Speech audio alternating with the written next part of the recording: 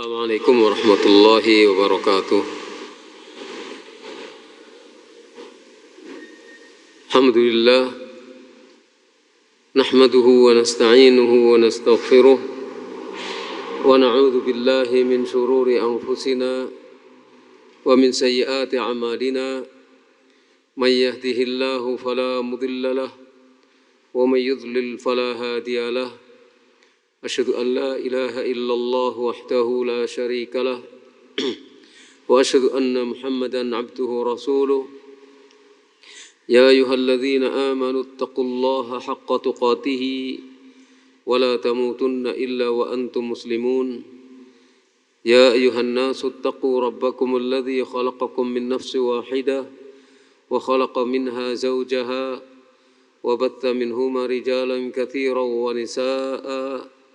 واتقوا الله الذي تساءلون به والأرحام إن الله كان عليكم رقيبا يا أيها الذين آمنوا اتقوا الله وقولوا قولا سديدا يصلح لكم أعمالكم ويغفر لكم ذنوبكم ومن يطع الله ورسوله فقد فاز فوزا عظيما أما بعد فإن أصدق الحديث كتاب الله وخير الهدي هدي محمد صلى الله عليه وآله وسلم وشر الأمور محدثاتها وكل محدثة بدعة وكل بدعة ضلالة وكل ضلالة في النار. Hadirin serta seluruh pendengar maupun pemirsa live streaming kajian malam Selasa di Masjid Al-Imam Al-Bukhari rahimani wa rahimakumullah. Alhamdulillah, pada kesempatan malam hari ini kita bisa lanjut membahas kitab yang ada di depan kita, kitab Fathul Majid Syarah Kitab Tauhid karya Syekh Abdul Rahman ibn Hasan ibn Muhammad ibn Abdul Wahhab rahimahullah. Dan yang akan kita bahas pada malam hari ini adalah bab yang ketujuh, yaitu babun ma jaa fir ruqa wat tamaim, tentang hal yang berkaitan dengan masalah ruqyah dan tamimah. Qala al-musannif rahimahullah ta'ala babu atau babun ma jaa fir ruqa wat tamaim, bab yang terkait dengan masalah ruqyah dan tamimah. Dijelaskan oleh penulis kitab Fathul Majid, ai minan nahyi wa ma warada 'anis salafi fi dzalik. Artinya termasuk larangan, yang terkait dengan larangan dan apa yang diriwayatkan dari para salaf tentang yang demikian itu. Yang termasuk dilarang dan yang disebutkan oleh para salaf tentang ruqyah dan tamimah, bahwa ruqyah dan tamimah itu termasuk yang dilarang. Qala al-musannif rahimahullah ta'ala, al-musannif rahimahullah ta'ala mengatakan, yakni penyusun kitab Tauhid rahimahullah ta'ala mengatakan fis sahih, di dalam kitab sahih, an Abi Bashir al-Ansari radhiyallahu anhu annahu kana ma'an nabiy sallallahu alaihi wasallam fi ba'dhi asfarihi fa arsala rasulan alla yabqayanna fi raqabati ba'irin qiladatun min watarin aw qiladatun illa quti'at. Di dalam kitab sahih dari Abu Bashir al-Ansari, sesungguhnya beliau Abu Bashir al-Ansari pernah bersama dengan Nabi SAW di dalam sebagian safar Nabi. Di dalam sebagian safar Nabi. Fa arsala rasulan, maka Rasulullah SAW ketika itu mengutus seorang utusannya dengan pesan alla yabqayanna, hendaknya tidak ada yang tertinggal, tidak ada yang tersisa di leher seekor onta, qiladatun min watarin, sautas tali pun dari tali busur anak panah, tali busur panah, atau tidak tersisa satu kalung pun kecuali harus diputuskan. Tidak ada tertinggal di leher onta kalung yang terbuat dari tali busur atau kalung apapun kecuali harus diputuskan. Asy-syarah hadzal hadits fi sahihain. Hadis ini terdapat di dalam kitab Sahih Bukhari dan kitab Sahih Muslim, di bawah ada catatannya. Jadi hadis ini adalah hadis yang sahih. Diriwayatkan oleh Al-Imam Al-Bukhari dalam sahihnya dan juga diriwayatkan oleh Imam Muslim di dalam kitab sahihnya. Qauluhu an Abi Bashir. Kemudian perkataan Al-Musannif dari Abu Bashir. Ini dijelaskan tentang bifath awwalihi wa kasril mu'jamah, maksudnya Abu Bashir. Bashir di fathah ba'nya, kemudian di kasroh sesudahnya, Bashir. Qila,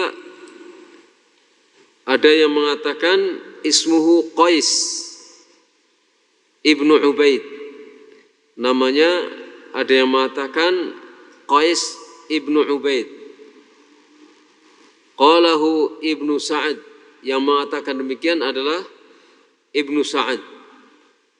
Wa qala Ibnu Abdil Bar, sedangkan Ibnu Abdil Bar mengatakan la yuqaf lahu ala ismin sahih, tidak diketahui, ya tidak ada keterangan yang jelas tentang namanya yang sahih. Yang benar namanya siapa? Tidak ada keterangan yang jelas tentang itu. Wa huwa sahabiyun, dan beliau Abu Bashir, karena dikenal dengan kunyahnya Abu Bashir Al-Ansari, adalah seorang sahabat Nabi SAW. Syahidal Khandaq, beliau ikut serta di dalam perang Khandaq. Wa mata ba'da sittin, wafat sesudah tahun 60 Hijriyah. Wa yuqal innahu jawazal mi'ah, ada yang mengatakan umurnya lebih dari 100 tahun. Jadi cukup panjang umurnya, lebih dari 100 tahun. Ini ada yang mengatakan demikian. Itu adalah sahabat Nabi yang dijuluki atau yang kunyahnya dikenal dengan Abu Bashir Al-Ansari radhiyallahu anhu. Qauluhu fi ba'di asfarihi, kemudian perkataan dalam hadis ini di dalam sebagian safar Nabi. Qala Al-Hafidh Ibnu Hajar mengatakan lam aqif ala ta'yinihi, saya tidak meneliti, tidak sampai mengetahui tentang sebagian safar Nabi itu kapan dan di mana, kemana. Kapannya tidak diketahui. Qauluhu fa arsala rasulan, kemudian perkataan dalam hadis fa arsala rasulan, maka Rasulullah, dalam riwayat disebutkan fa arsala Rasulullah SAW rasulan, Maka Rasulullah SAW kemudian mengirimkan seorang utusannya. Yang dimaksudkan sebagai Rasulullah SAW di sini adalah Zaid ibnu Harithah. Zaid ibnu Harithah namanya masyhur. Seorang sahabat Nabi SAW yang mulia, Zaid bin Harithah. Rawa dzalikal Harith ibnu Abi Usamah fi musnadihi qalahul hafidh. Yang meriwayatkan yang demikian ini yang diutus adalah Harith ibnu Zaid ibnu Harithah. Yang meriwayatkan ini adalah Al-Harith ibni Abi Usamah di dalam musnadnya. Ini dikatakan oleh Al-Hafidh Ibnu Hajar. Berikutnya, qauluhu alla yabqayanna. Alla yabqayanna. Kalimatnya alla yabqayanna bil muthannah tahtiyah wal qaf al maftuhataini, yakni alla yabqayanna. Alla yabqayanna. Hendaknya tidak tertinggal, hendaknya sama sekali tidak tertinggal. Ada nun taukid di sini. Wa qiladatun alla yabqayanna fi raqabati ba'irin qiladatun. Qiladatun marfu'un ala annahu fa'il. Jadi qiladatun itu marfu', kedudukannya sebagai fa'il dari alla yabqayanna. Qiladatun, tidak tersisa satu kalung pun yang terbuat dari watar, tali busur. Au qiladatun, atau kalung apapun hendaknya tidak tersisa di leher onta kecuali harus diputuskan. Wal wataru, dengan di fathah waw dan ta'nya, al watar wahidu autaril qaus, adalah kata tunggal dari autar, tali busur. Autarul qaus artinya apa? Tali busur. Wa kana ahlul jahiliyati idza khlaulaqa al-wataru abdaluhu bi ghairihi. Dulu orang-orang jahiliyah ketika tali busur itu sudah halus, sudah sudah sering dipakai, akhirnya menjadi tidak enak dipakai, halus, mungkin banyak banyak sudah retas-retas talinya, abdaluhu bi ghairihi, maka mereka menggantinya dengan tali yang lain. Busur itu kalau talinya sudah tua diganti dengan tali busur yang lain. Kemudian tali yang sudah tidak dipakaikan di busur itu qalladu bihi dawabba, mereka gunakan untuk dijadikan kalung bagi hewan ternak mereka. Mereka kalungkan ke hewan ternak mereka. I'tiqadan minhum annahu yadfa'u 'anid dabbati al-'aina. Mereka meyakini bahwa itu bisa menangkal penyakit ain dari hewan ternak. Jadi bekas tali busur yang sudah dipakai lagi kemudian dikalungkan ke hewan ternak dengan satu keyakinan itu akan menangkal ain dari hewan ternak tersebut. Jadi hewan ternak pun bisa terkena ain, terkena gangguan setan sehingga susah dikendalikan atau sehingga menjadi macam-macam tingkah daripada hewan ternak tersebut. Qauluhu au qiladatun illa quti'at. Au qiladatun tanpa watar, tanpa kalimat watar, qiladatun min watarin, au qiladatun atau tidak tersisa satu kalung pun illa quti'at kecuali harus diputuskan. Maknahu, makna dari kalimat ini, anna rawi syakka, bahwa perawi riwayat ini ragu-ragu. Hal qala syaikhuhu, apakah syekhnya mengatakan qiladatun min watarin, qiladah dari kalung dari tali busur, atau qala qiladatun, atau syekhnya mengatakan qiladatun saja, kalung dari tali busur, atau kalung begitu saja tanpa ada sebutan tali busur. Wa atlaqa wa lam yuqayyid, syekhnya menyebutkan secara mutlak tidak dengan sebutan tali busur, kalung dari tali busur, atau kalung begitu saja tanpa sebutan tali busur. Ragu perawinya, apakah gurunya, syekhnya mengatakan qiladatun min watarin au qiladatun saja. Wa yu'ayyidul awwal ma ruya an Malikin annahu su'ila 'anil qiladah faqala ma sami'tu bi karahatiha illa fil watar wa li Abi Dawud wala qiladatun bi ghairi syak. Mendukung kepada riwayat yang pertama, qiladatun min watar, itu apa yang diriwayatkan dari Imam Malik, bahwa beliau ditanya tentang qiladah, tentang kalung. Ini bagaimana hukumnya? Faqala ma sami'tu bi karahatiha illa fil watar. Aku tidak mendengar tentang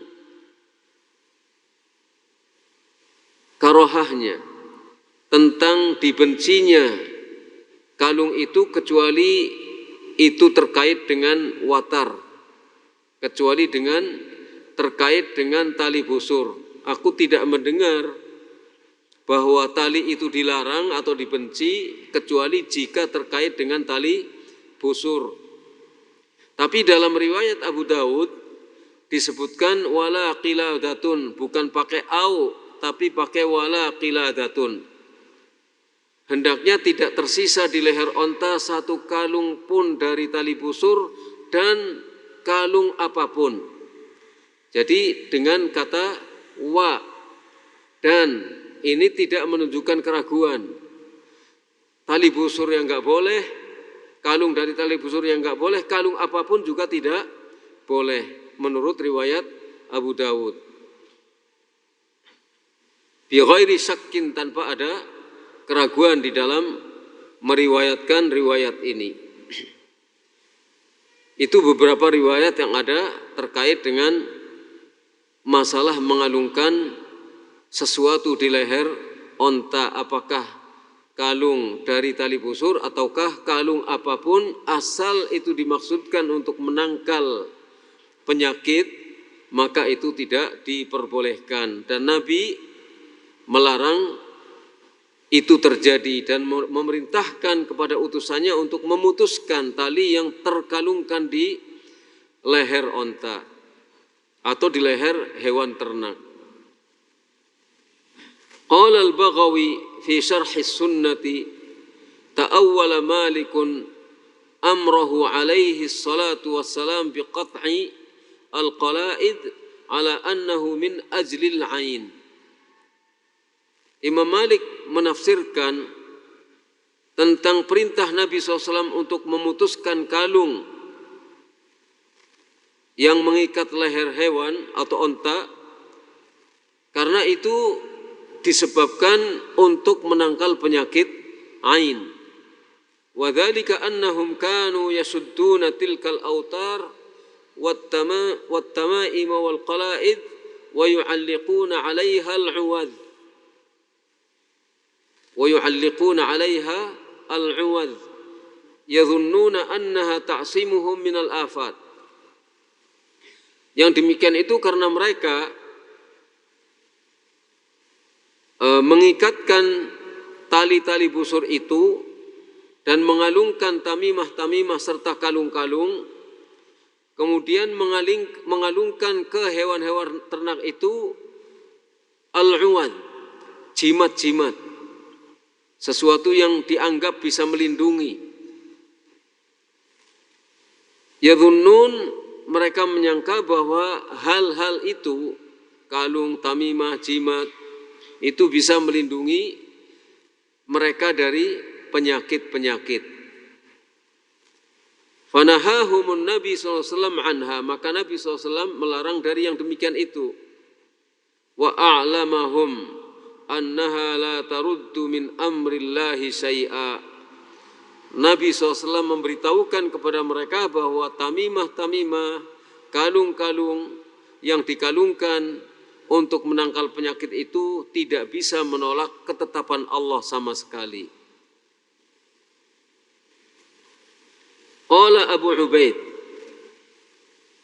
kanu yuqalliduna al-ibila al-awtar li'alla tusibah al-ain. Kata Abu Ubaid, mereka orang-orang zaman dahulu itu mengalungi onta mereka dengan tali-tali busur supaya tidak ditimpa oleh ain. Fa'amarahumun Nabi SAW biizalatiha, maka Nabi SAW memerintahkan untuk menghilangkan, untuk melepaskan kalung ini. Jadi setelah itu Nabi memerintahkan supaya tidak ada lagi yang tersisa kalung apapun di leher onta atau di leher hewan ternak mereka. I'laman lahum bi annal autar la taruddu syai'a, sebagai pemberitahuan dari Nabi kepada mereka bahwa tali-tali busur itu tidak bisa menolak apapun. Wa kadza qala Ibnul Jauzi wa ghairuhu, dan demikian pula yang dikatakan oleh Ibnul Jauzi dan oleh yang selain beliau.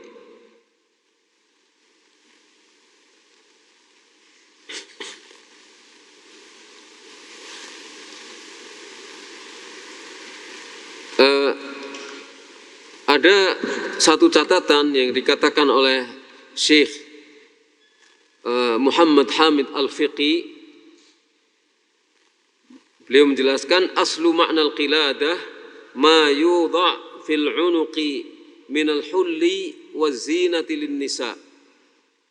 Asal makna daripada al-qiladah, tadi hadisnya mengatakan alla yabqayanna qiladatun. Al-qiladah adalah yang diletakkan di leher, yang dikalungkan di leher, yang berupa perhiasan bagi wanita. Asalnya seperti itu, makna al-qiladah seperti itu asalnya. Perhiasan yang dikalungkan di leher wanita. Wal habl yudha' fi 'unuqid dabah, sedangkan tali itu biasanya dikalungkan di leher hewan. Entah untuk menuntun atau untuk apa. Tapi orang-orang jahiliyah lituqada bihi, supaya bisa dituntun hewannya, dikalungkan tali di lehernya. Aslinya seperti itu makna qiladah atau makna tali yang dikalungkan di leher hewan. Tapi kemudian berkembang menggunakan kalung dileherkan di leher onta, dikalungkan di leher onta untuk maksud menolak penyakit ain. Itu zaman dahulu. Wa mithlu dzalika ma yu'alliquhu ba'dun nas al-yawm ala as-sayyarati min suwari qirdin wa nahwihi. Yang semacam itu adalah yang dikalungkan oleh sebagian orang hari ini di mobil. Mungkin di kaca mobilnya digantungi kalung, di situ ada gambar kera atau gambar yang lain, gambar macan, gambar kera, gambar hewan-hewan yang dipercayai membawa keramat seperti dewa atau yang lainnya. Wa ma yad'uhu ba'duhum ala abwabil buyut wal hawanit min hidwati himarin aw hison. Demikian juga yang oleh sebagian orang diletakkan di atas pintu-pintu rumah atau di atas pintu-pintu toko. Misalnya, ini mungkin cerita di Mesir, yang terdiri dari ladam kuda atau ladam himar, tapal ya, tapal kuda atau tapal kaki himar, diletakkan, digantung di atas pintu atau di atas pintu-pintu toko, pintu rumah atau pintu toko. Itu banyak terjadi di kalangan orang-orang awam, orang-orang yang tidak ngerti tauhid. Wa ta'liq sanabil min al-hintah aw ghairi dhalika kulluhu min amalil jahiliyah al-manhi anhu asyaddan nahyi. Atau yang dilakukan oleh orang dengan menggantungkan untaian gandum, gagang gandum, dikalungkan atau terbuat dari yang lain selain gagang gandum. Digantungkan di mana? Diletakkan di pojok rumah atau di atas pintu atau di mana, supaya rezekinya lancar di pintu tokonya atau pintu warungnya, karena gandum itu melambangkan kemakmuran. Kalau di tempat kita mungkin padi atau pisang atau yang sejenisnya. Mungkin ketika ada pernikahan dipasang janur kuning, pintu masuknya sebelah kanan ada pisang, sebelah kiri ada pisang. Kalau itu diyakini mengandung sesuatu yang keramat, maka itu adalah kemusyrikan. Dan itulah yang dilakukan oleh orang-orang terdahulu. Kullu dzalika kulluhu min amalil jahiliyah al-manhi anhu asyaddan nahi. Itu semuanya merupakan perbuatan orang-orang di zaman jahiliyah yang dilarang dengan keras. Wa qad yasilu ila syirkil akbar. Bisa jadi hal itu sampai ke bentuk syirik akbar pada sebagian orang. Jadi menggantungkan seperti itu bisa sampai pada tingkat syirik akbar bagi sebagian orang. Karena apa? Dengan keyakinan penuh. Kalau orang yang lain mungkin mengikutinya karena tradisi. Hatinya tidak yakin, tapi karena mengikuti tradisi, tapi tradisi yang syirik. Jadi tidak sampai kepada syirkul akbar.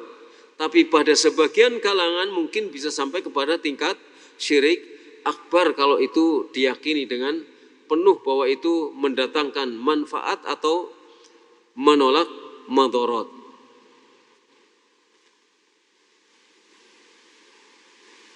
Qauluhu qala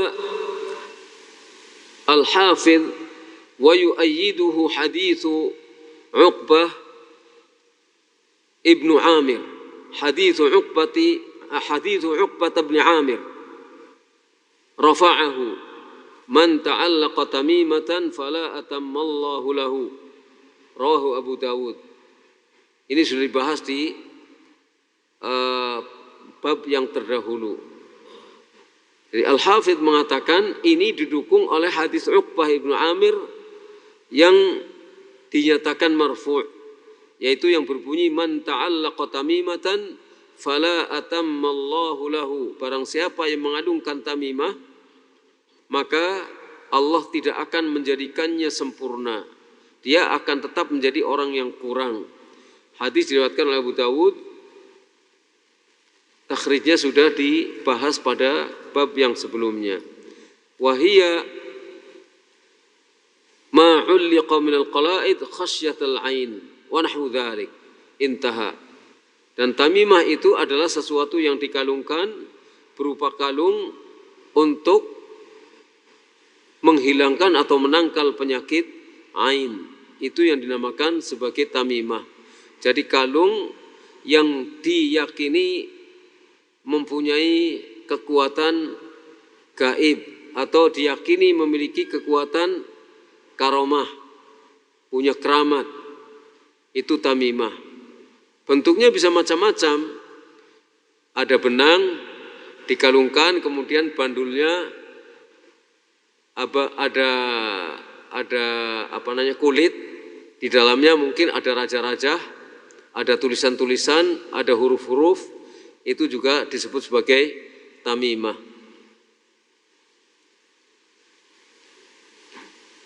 Ini hadis yang pertama terkait dengan bab yang kita bahas. Wa qala al-musannif rahimahullah, kemudian al-musannif penyusun kitab tauhid rahimahullah mengatakan, wa an ibni Mas'udin sami'tu Rasulullah sallallahu alaihi wasallam yaqul innar ruqa wat tamaima wat tiwalata syirkun. Rawahu Ahmad wa Abu Dawud. Hadis ini sahih. Hadis ini sahih. Dari Ibnu Mas'ud radhiyallahu anhu, beliau mengatakan, sami'tu Rasulullah SAW, saya mendengar Rasulullah SAW bersabda, innar ruqa, sesungguhnya ruqyah, wat tamaima, tamimah, wat tiwalata, dan tiwalah itu syirik. Ruqyah, tamimah, dan tiwalah hukumnya syirik. Hadis ini diriwayatkan oleh Imam Ahmad dan oleh Abu Dawud. Di dalam syarahnya, penyusun kitab Fathul Majid mengatakan, wa fihi qissatun. Di dalam hadis ini ada kisah. Wa lafzu Abi Dawud, sedangkan lafaz Abu Dawud bunyinya disebutkan begini, an Zainab, dari Zainab. Siapa Zainab itu? Imra'atu Abdullah ibn Mas'ud. Beliau adalah istri Abdullah ibn Mas'ud. Dari Zainab, istri Abdullah ibn Mas'ud. Inna Abdullah ra'a fi unuqi khaytan. Kata Zainab, inna Abdullah, sesungguhnya Abdullah ibn Mas'ud melihat di leherku ada benang. Faqala ma hadha, maka Abdullah bin Mas'ud bertanya kepadaku, ma hadha, apa ini? Qultu khaytun ruqiya li fi, ini adalah benang yang aku diruqyah di dalamnya. Ini benang untuk maksud ruqyah. Ruqyah itu apa? Ruqyah semacam jimat, semacam jampi-jampi. Bisa terdiri dari bacaan, bisa terdiri dari benda-benda seperti ini. Qalat, maka Zainab berkata, fa akhadhahu thumma qata'ahu, maka Ibnu Mas'ud mengambil benang itu dan memutuskannya, kemudian memutuskannya. Thumma qala, kemudian Abdullah bin Mas'ud mengatakan, antum alu Abdillah la aghniya anis syirk, kalian semua keluarga Abdullah bin Mas'ud sungguh-sungguh tidak butuh kepada kemusyrikan. Sungguh-sungguh tidak butuh kepada kemusyrikan. Kalian keluarga Abdullah bin Mas'ud enggak boleh melakukan kemusyrikan, enggak perlu kepada kemusyrikan. Sami'tu Rasulullah SAW, saya mendengar Rasulullah SAW bersabda, innar ruqa wat tamaima wat tiwalata syirkun, sesungguhnya ruqyah, tamimah dan tiwalah itu syirik. Tamimah seperti benang yang dipakai untuk maksud meruqyah dirinya supaya tidak sakit, itu ruqyah. Itu adalah syirik. Tamimah syirik, tiwalah juga syirik. Faqultu laqad kanat aini taqdhifu wa kuntu akhtalifu ila fulanin al-yahudi fa idza raqa sakantu. Faqala Abdullah, innama dhalika amalu syaitan kana yankhasuha biyadihi fa idza raqa kaffa anha, innama kana yakfiki an taquli kama kana Rasulullah sallallahu alaihi wasallam yaqul, adhibil ba's rabban nas wasfi anta syafi la shifaa illa shifaa'uk shifaan la yughadiru saqaman.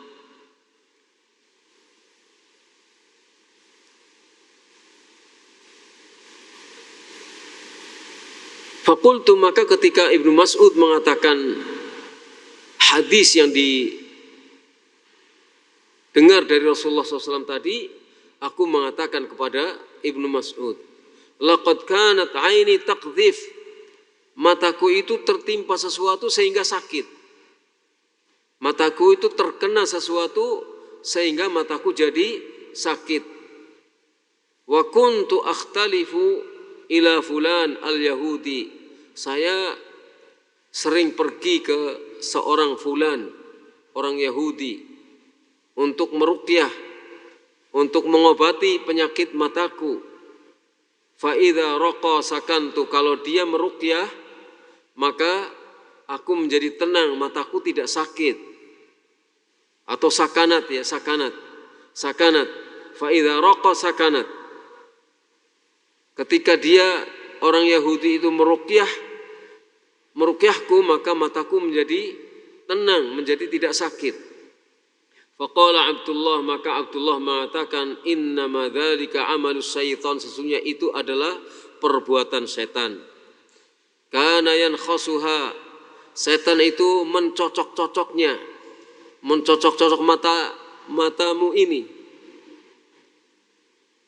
Biyadihi, dengan tangannya. Jadi mencocok matanya, setan mencocok matanya dengan tangannya. Fa idza raqa kaffa anha, kalau orang Yahudi ini meruqyahnya, maka menjadi tertahan, menjadi sembuh, menjadi tidak sakit matanya. Innama kana yakfiki, sesungguhnya saja cukup bagimu kalau kamu mengatakan apa yang dikatakan oleh Rasulullah SAW, adhibil ba'as rabban nas, adhibil ba'as rabban nas, ya Allah ya Rabbun nas, hilangkanlah penyakit ini, lenyapkanlah penyakit ini, wasfi antas syafi, sembuhkanlah, sesungguhnya engkau adalah penyembuh. La shifaa illa shifa'uk, tidak ada kesembuhan kecuali kesembuhan darimu. Shifaan la yughadiru saqaman, kesembuhan yang tidak meninggalkan sakit apa-apa, tidak meninggalkan bekas sakit.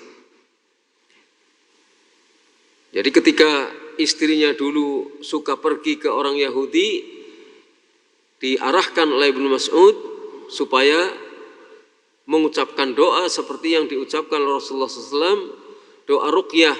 Jadi ada ruqyah yang boleh, ada ruqyah yang tidak boleh. Ruqyah yang tidak boleh yang mengandung kemusyrikan, yang mengandung kepercayaan tentang sesuatu di luar kekuatan dan kekuasaan Allah. Saya ulangi, kepercayaan tentang sesuatu benda yang tidak diizinkan oleh Allah, kemudian diyakini memiliki kekuatan gaib atau memiliki keramat. Seperti benang yang dipakai oleh Zainab, istri Abdullah bin Mas'ud, atau ruqyah-ruqyah yang dilakukan oleh orang Yahudi. Karena ruqyah-ruqyah itu adalah ruqyah yang tidak jelas berdasarkan ayat-ayat Allah atau doa-doa yang diajarkan oleh Rasulullah SAW. Karena orang Yahudi adalah orang kafir, maka tentu ruqyahnya adalah ruqyah yang tidak sesuai dengan tuntunan Rasulullah SAW. Ruqyah yang seperti ini tidak diperbolehkan. Ruqyah yang diperbolehkan adalah ruqyah seperti yang diajarkan oleh Nabi, adhibil ba'as rabban nas, wasfi antas syafi, la shifaa illa shifa'uk, shifaan la yughadiru saqaman. Ini diriwayatkan oleh Imam Ahmad, juga diriwayatkan oleh Ibnu Majah, Ibnu Hibban dan Al-Hakim. Wa qala sahihun wa aqarrahu adz-Dzahabi. Dan hadis ini sahih. Qauluhu innar ruqa, perkataan Ibnu Mas'ud yang membawakan hadis Rasulullah SAW, innar ruqa, sesungguhnya ruqyah. Qala al-musannif hiya allati tusamma al-azaim wa khassa minhu ad-dalil ma khala min asy-syirk faqad rakhasa fihi Rasulullah SAW min al-'aini wal humah. Al-musannif mengatakan bahwa ruqyah itu yang disebut sebagai jimat-jimat azaim, azimah, jimat-jimat. Dalil mengkhususkan tentang ruqyah yang dibolehkan apabila lepas dari unsur syirik, apabila kosong dari unsur syirik. Jadi ada ruqyah yang khusus dibolehkan oleh dalil yaitu yang tidak ada unsur syiriknya. Seperti hadis yang mengatakan la ba'sa birruqa ma lam takun syirkan. Tidak mengapa dengan ruqyah apabila tidak ada unsur syiriknya. Kalau ada unsur syiriknya maka ruqyah itu adalah ruqyah yang tidak diperbolehkan dalam syariat. Hanya ruqyah yang kosong, yang tidak ada unsur syiriknya yang diperbolehkan. Faqad rakhasa fihi Rasulullah SAW minal ain wal humah. Dan sesungguhnya Rasulullah SAW telah memberikan keringanan, telah memberikan rukhsah terkait dengan ruqyah ini jika digunakan untuk menghilangkan penyakit ain atau penyakit demam karena gigitan binatang berbisa. Yushiru ila anna ar-ruqa al-mawsufata bikauniha syirkan hiya allati yusta'anu fiha bighairillah. Ini mengisyaratkan bahwa ruqyah yang disebutkan sebagai ruqyah yang syirik itu adalah yang di dalamnya dimintai tolong dengan selain Allah. Kalau di dalam ruqyah itu mengandung unsur ada permintaan tolong kepada yang selain Allah, maka ketahuilah ruqyah itu adalah ruqyah yang syirik, yang mengandung kemusyrikan dan itu tidak diperbolehkan. Wa amma idza lam yuzkar fiha illa asma'ullah wa sifatuhu wa ayatuhu wal ma'thur 'anil nabi sallallahu alaihi wasallam fa hadha hasan jaizun aw mustahabbun. Adapun jika di dalam ruqyah itu tidak disebutkan kecuali, saya ulangi, apabila di dalam ruqyah itu tidak disebutkan kecuali nama-nama Allah saja, sifat-sifatnya dan ayat-ayat Allah, dan doa-doa yang ma'thur dari Nabi SAW, maka ini adalah sesuatu yang baik. Kalau di dalam ruqyah itu disebutnya hanya nama Allah, sifatnya, ayat-ayat Allah, kemudian doa-doa yang ma'thur dari Nabi SAW, maka itu adalah sesuatu yang baik. Hukumnya bagaimana? Imma jaiz wa imma mustahab. Hukumnya itu bisa boleh, bisa bahkan mustahab, sesuatu yang disukai. Seperti misalnya yang diajarkan oleh Nabi SAW melalui Ibnu Mas'ud kepada istri Ibnu Mas'ud, bahwa Nabi SAW berdoa adhibil ba's rabban nas wasfi antas syafi la shifaa illa shifaa'uk shifaan la yughadiru saqaman. Sesungguhnya doa ini adalah ruqyah, dan itu adalah ruqyah yang diperbolehkan di dalam Islam karena di dalamnya adalah doa yang ma'thur dari Nabi SAW atau di dalamnya disebutkan nama-nama, sifat-sifat serta ayat-ayat Allah. Jadi ruqyah yang dibolehkan di dalam agama adalah ruqyah yang hanya dibaca di dalamnya ayat-ayat Allah atau nama-nama Allah atau sifat-sifat Allah atau doa-doa yang diajarkan oleh Rasulullah Shallallahu Alaihi Wasallam. Disebutkan nama Allah itu maksudnya bagaimana? Ya kita minta kepada Allah dengan menyebutkan nama-nama Allah. Ya Rahman, Ya Rahim, Ya Karim, Ya Syafi, Antas Syafi, La Shifaa illa Shifa'uk, seperti itu. Atau sifat-sifat Allah Subhanahu wa taala. Kita mohon kepada Allah dengan menyebutkan nama-nama dan sifat-sifatnya untuk wasilah menuju kepada doa kita didengarkan oleh Allah Subhanahu wa taala. Nah itu ruqyah yang diperbolehkan. Selain itu yang mengandung unsur syirik maka tidak diperbolehkan. atau ruqyahnya mengandung unsur yang tidak diajarkan oleh Rasulullah SAW, maka ditinggalkan. Qauluhu faqad rakhasa fihi Rasulullah SAW minal aini wal humah.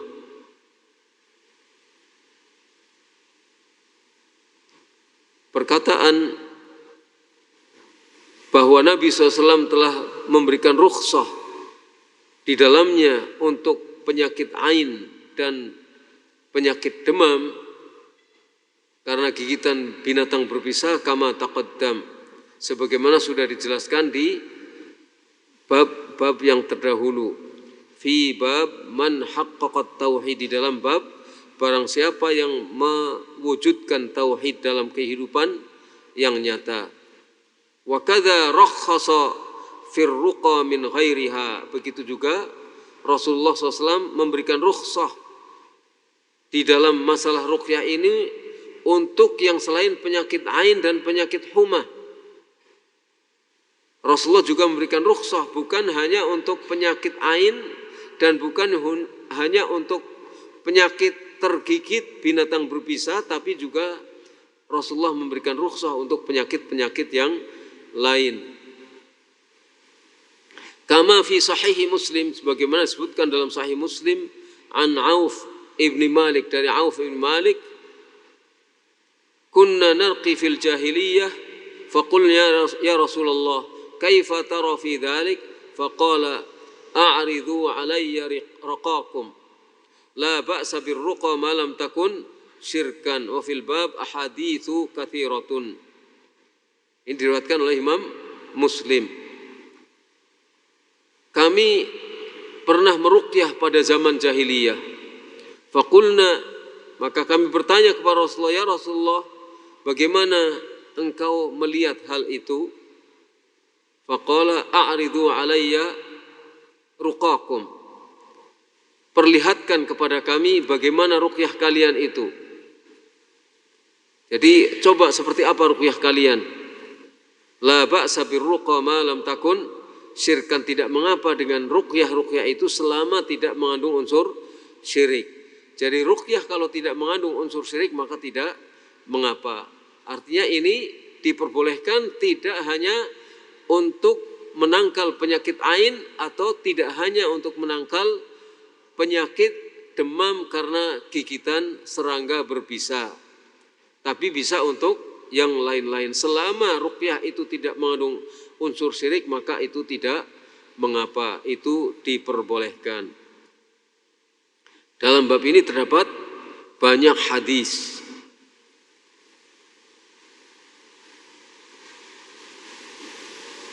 Qala al-Khattabi wa kana alaihi salam qad raqa wa ruqiya wa amara biha wa ajazaha, fa idza kanat fil Qur'an wa bi asma'illahi ta'ala fa hiya mubahatun aw ma'murun biha, wa inna ma ja'at al karahatu wal man'u fi ma kana minha bi ghairi lisanil arab, fa innahu rubbama kana kufran aw qawlan yadkhuluhu syirku. Al-Khattabi mengatakan, dulu Nabi SAW pernah meruqyah dan pernah diruqyah. Dulu Nabi SAW pernah melakukan ruqyah dan pernah diruqyah. Dan beliau memerintahkan ruqyah ini dan membolehkan ruqyah ini. Fa idza kanat fil Qur'an wa bi asma'illah, apabila ruqyah itu dengan Al-Qur'an, ruqyahnya dengan bacaan-bacaan ayat Al-Qur'an atau dengan menyebutkan nama-nama Allah Subhanahu wa taala, maka itu adalah ruqyah yang boleh atau ruqyah yang diperintahkan. Ruqyah yang dilarang, yang dibenci dan dilarang adalah apabila bukan dengan bahasa Arab. Ruqyah yang tidak boleh, yang dibenci atau dilarang adalah yang apabila dengan selain bahasa Arab. Karena apa? Karena mungkin di dalamnya ada kekafiran. Mungkin itu adalah bentuk kekafiran. Karena tidak dengan bahasa Arab. Mungkin dengan bahasa Inggris, bahasa Prancis, Kita nggak tahu, padahal dia sedang berdoa kepada dewanya. Kita nggak tahu, karena dengan bukan bahasa Arab atau bahasa Jawa yang kita tidak tahu.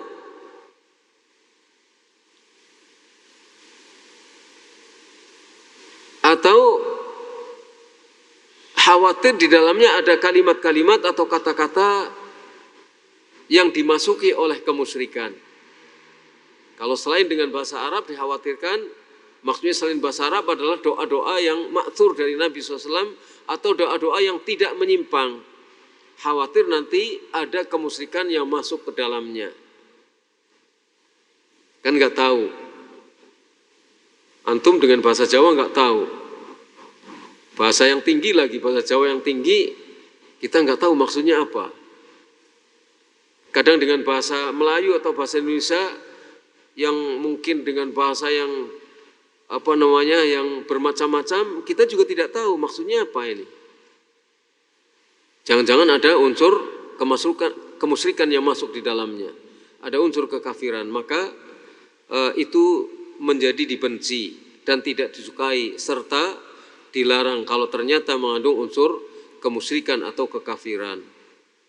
Jadi hendaknya ruqyah itu adalah dengan menggunakan bahasa aslinya, bahasa asli yang diajarkan oleh Nabi SAW dengan bahasa Arab. Lebih lagi harus fokus, harus dengan menggunakan bahasa yang jelas, yaitu bahasa yang diajarkan oleh Rasulullah SAW berupa hadis-hadis yang jelas. Atau bahasa itu adalah bahasa Arab dengan doa, kalimat doa yang tidak bertentangan dengan petunjuk-petunjuk Rasulullah SAW. Dengan bahasa Indonesia misalnya, dengan menggunakan kata Gusti. Gusti itu siapa?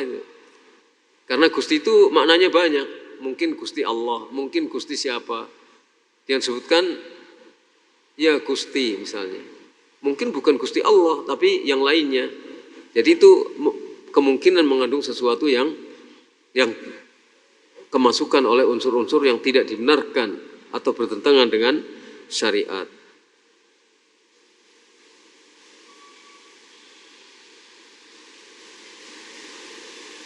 Qultu, saya katakan, yakni penulis kitab Fathul Majid, min dzalika, di antara yang demikian itu adalah makana ala madhahibil jahiliyah allati yata'atunaha, adalah apa yang dilakukan atas dasar madhab jahiliyah yang mereka lakukan, yang biasa dilakukan oleh orang-orang jahiliyah.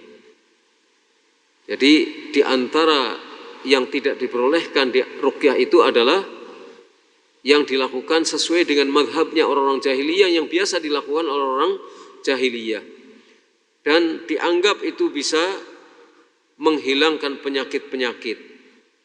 Wa ya'taqidun anna dzalika min qibalil jin wa ma'unatihim. Mereka meyakini itu adalah dari jin dan pertolongan jin. Kan banyak orang yang mintanya kepada roh halus, kepada jin. Wa binahwi hadza dzakara al-Khattabi, seperti ini pula yang disebutkan oleh Al-Khattabi. Jadi itu yang bisa kita kaji pada kesempatan malam hari ini. Insyaallah kita lanjut pada kesempatan yang akan datang. Akan kita kemukakan bagaimana perkataan Syekhul Islam Ibnu Taimiyah terkait dengan masalah ruqyah ini.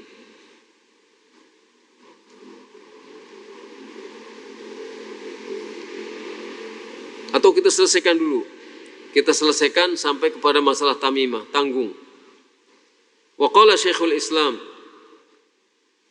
kullu ismin majhulin falaysa li ahadin an yarqiya bihi fadlan an yad'uwa bihi walau 'urifa ma'nah li'annahu yukrah ad-du'a bi ghairi al-arabiyyah wa innama yurakhas liman la yuhsin al-arabiyyah. Fa amma ja'lul alfaz ajamiyah syi'aran falaysa min dinil Islam. Ini perkataan Syekhul Islam Ibnu Taimiyah. Setiap nama yang majhul maka tidak boleh bagi seorang pun untuk dia meruqyah dengannya. Setiap sebutan yang tidak jelas, yang tidak diketahui maknanya, maka tidak boleh seorang pun untuk menggunakannya sebagai ruqyah.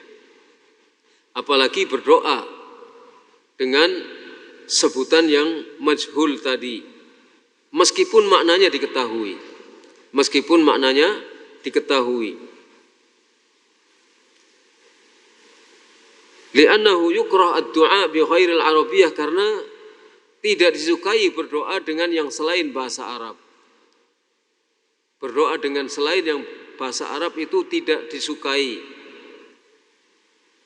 Tetapi ada rukhsah berdoa dengan selain bahasa Arab bagi orang yang tidak bisa berbahasa Arab.